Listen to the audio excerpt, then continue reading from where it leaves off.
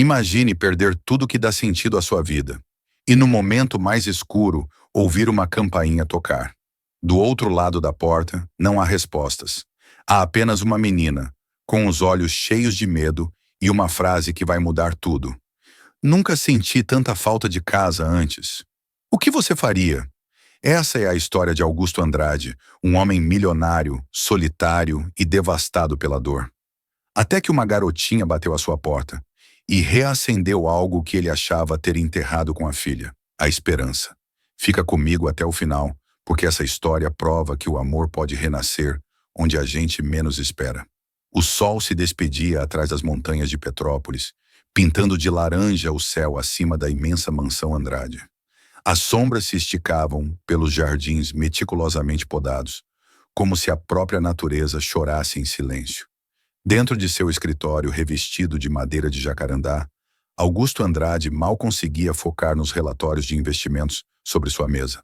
Aqueles papéis, outrora sua obsessão, agora pareciam sem vida, tão vazios quanto ele. Faziam 2 semanas que ele enterrara a filha, e desde então, o tempo deixara de ter sentido. Era como se vivesse dentro de um sonho triste e sem fim, onde cada som parecia distante e cada batida do coração uma lembrança dolorosa. A mansão, antes cheia de risos e movimento, agora mergulhava num silêncio sufocante. Augusto dispensara quase todos os funcionários. Apenas Dona Cida, a governanta, permanecera insistindo que casa de gente viva não pode parar. Nem mesmo João, o mordomo que lhe servia havia mais de uma década, resistira ao pedido de tirar uns dias com a família, no interior de Minas. Augusto não se opôs. O silêncio era o único companheiro que ele tolerava. Ou achava que tolerava. Até que a campainha ecoou pela casa como um trovão em noite clara. Ding-dong! Ele estremeceu. O som da campainha parecia ter rasgado o luto que cobria a mansão. Augusto hesitou por um momento, franzindo a testa. Ninguém aparecia ali sem avisar. Não havia entregas programadas, nenhum compromisso agendado. E absolutamente ninguém que ele quisesse ver. Levantou-se devagar, como quem carrega um mundo inteiro sobre os ombros. Cada passo até o grande hall era acompanhado por um ranger discreto do piso de madeira, até que, ao abrir a imensa porta de peroba rosa, deparou-se com a cena mais inesperada desde o funeral. Era uma menina, pequena, franzina, com o cabelo desgrenhado e os olhos tão grandes quanto assustados. Devia ter uns 8, talvez 9 anos. Vestia uma blusa fina demais para o frio da serra e carregava uma mochilinha puída nas costas. Ela ergueu o olhar e disse com a voz trêmula: "Moço, nunca senti tanta falta de casa antes." Augusto empalideceu. As palavras da criança atravessaram seu peito como um punhal, porque era exatamente o que sua filha dizia, sempre que ele precisava viajar a trabalho e ela ficava com a mãe em São Paulo. Era o tipo de frase que só quem já conheceu, amor de verdade, saberia repetir com tanta doçura e dor. Por um instante, ele não conseguiu falar. A imagem da garotinha à sua frente se misturava, em sua mente, com a lembrança da filha. O jeito de olhar, a voz frágil, até a postura curvada. Tudo nele gritava para fechar a porta e se proteger. Mas algo mais forte, talvez a saudade, talvez a culpa, o impediu. "Como você chegou aqui?" perguntou finalmente, tentando manter o tom firme, mas a voz falhou. "Tava andando faz tempo, vi a casa grande, achei que podia ter alguém bom aqui." Ela não sabia, mas tinha acabado de dizer a única coisa que poderia amolecer o coração de Augusto Andrade. Augusto respirou fundo, tentando ordenar os pensamentos. A razão gritava: "Chame a polícia, isso não é normal. Uma criança sozinha aqui." Mas o coração já estava ajoelhado diante daquela menina. "Você tá com fome?" perguntou quase num sussurro. Ela assentiu devagar, os olhos atentos a cada movimento dele, como um animalzinho acuado. Augusto abriu mais a porta e indicou com um gesto: "Entra, vai, tá frio lá fora." A menina hesitou por um segundo, depois cruzou a soleira com passos curtos. Assim que pisou no mármore do hall, seus olhos correram por tudo. O lustre, os quadros antigos, a escadaria de madeira. e ela engoliu seco. Que casa grande! Augusto esboçou um sorriso cansado. Grande demais para um homem só. Levou a menina até a cozinha. Dona Cida, ao vê-los entrar, arregalou os olhos, mas não disse nada. Estava acostumada com o silêncio de Augusto, mas sabia reconhecer um milagre quando via um. Em minutos, colocou o pão na chapa, um copo de leite morno e uma fatia generosa de bolo de fubá diante da menina, que comeu como quem não via comida há dias. Qual seu nome? Perguntou a governanta, enquanto passava a mão no cabelo da pequena. Luna. Augusto estremeceu de novo. Luna. Tão perto de Luana, o nome da filha. Aquilo não podia ser coincidência. Ou podia? Tudo nele estava bagunçado demais para entender. E seus pais, Luna? Onde eles estão? A menina parou de mastigar, baixou os olhos. Um silêncio denso se instalou. Não sei, disse finalmente. A moça que cuidava de mim sumiu. A gente morava num lugar feio, cheio de gente gritando. Um dia ela saiu e nunca mais voltou.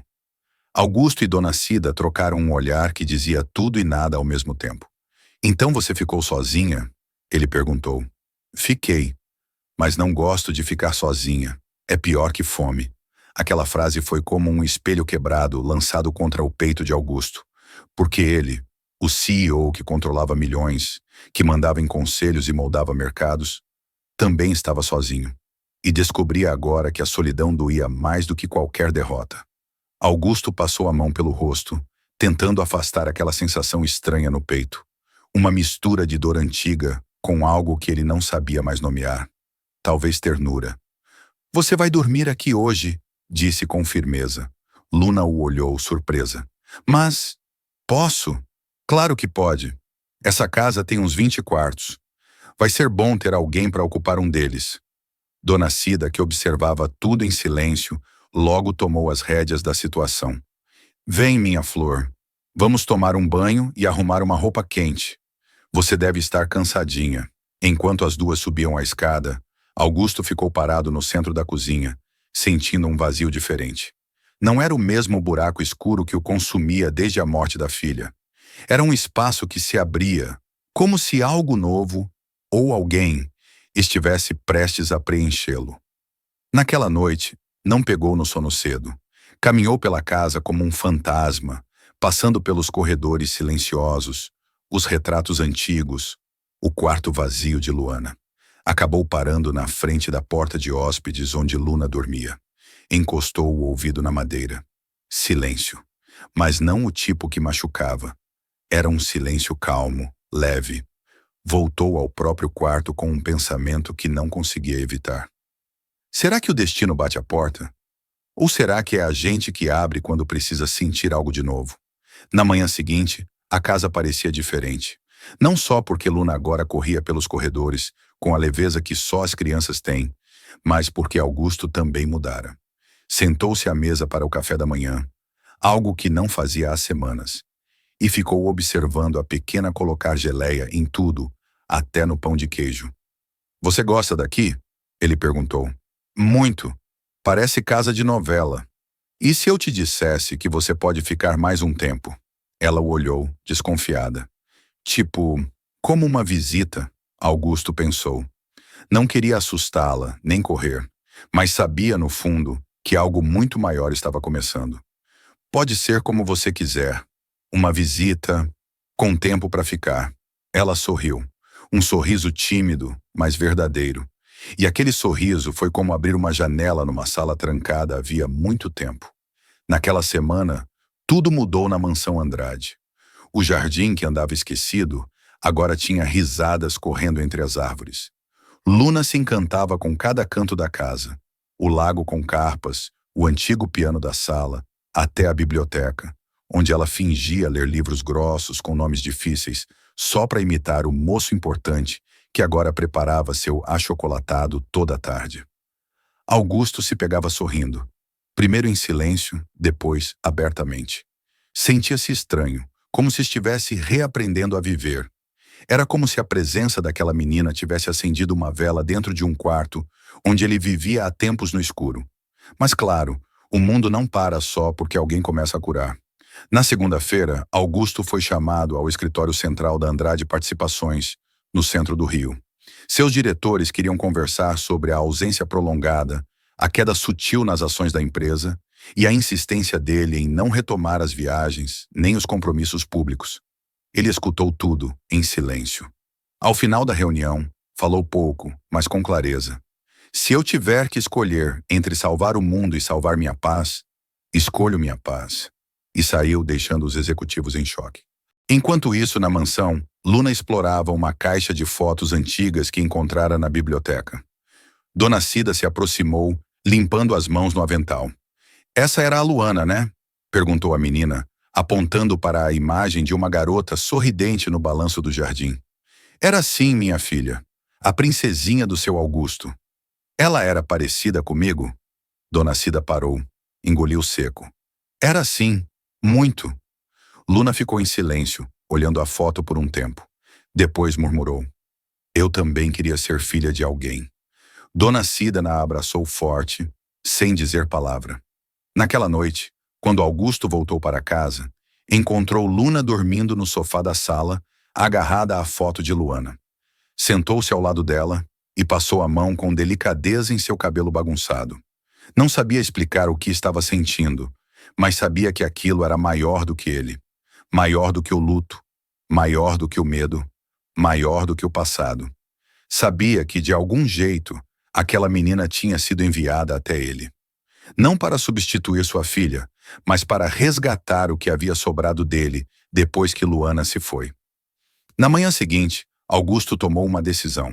Foi até o fórum da cidade e deu início a um processo que nunca imaginou enfrentar novamente. Adoção. O juiz, ao vê-lo entrar com terno escuro e olhos cansados, levantou uma sobrancelha.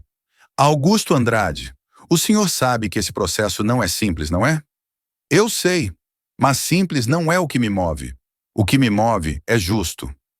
Nos dias que se seguiram, assistentes sociais foram até a mansão, fizeram entrevistas, investigaram o passado de Luna e tentaram traçar uma linha entre abandono e esperança. Cada visita era uma mistura de tensão e esperança. Luna, sem entender completamente o que acontecia, perguntava: Tio Augusto, você vai me mandar embora? Ele a abraçava e respondia: Só se for para te levar para um lugar melhor. Mas, até agora, não achei nenhum. Luna ria como se aquilo fosse a maior promessa do mundo. Numa tarde chuvosa, Dona Cida levou Luna até o antigo quarto de Luana. O cômodo estava intocado desde o enterro, como se esperasse o retorno de alguém que não viria mais. Esse era o quartinho dela, disse, empurrando a porta devagar. Mas talvez seja a hora de abrir espaço para outra luz aqui dentro. Luna entrou com cuidado. Os olhos passaram pelos livros na prateleira, os brinquedos, os desenhos colados na parede. Ela ia gostar de mim? Perguntou. Augusto apareceu na porta, ouviu a pergunta e respondeu antes mesmo de pensar. Ia te amar. Vocês teriam sido melhores amigas. Foi nesse momento que Luna correu até ele, abraçou suas pernas e disse: Eu posso chamar você de pai, mesmo que não seja de verdade? Augusto se agachou com os olhos marejados. Pode, mas se tudo der certo, vai ser de verdade sim. Meses depois, o processo foi concluído. Luna agora tinha um novo sobrenome, um novo lar, um novo começo. E Augusto, que achava que sua vida tinha terminado no cemitério 2 meses antes, descobriu que, na verdade, estava apenas recomeçando. A empresa seguiu funcionando, mas agora sob comando de diretores mais jovens. Augusto assumiu um novo papel, o de pai em tempo integral. Levava a Luna à escola, fazia panqueca nas manhãs de domingo e aprendeu a brincar de esconde-esconde sem perder o fôlego. Os dias na mansão deixaram de ser silenciosos.